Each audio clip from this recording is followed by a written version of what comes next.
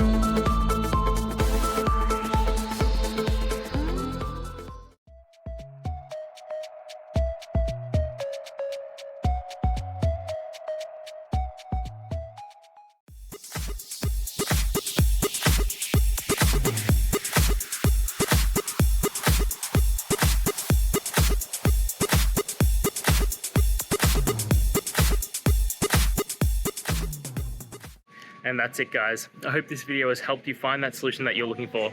If it did, please hit the subscribe button. I'd really appreciate it. And until next time, I hope you have a good one. Cheers.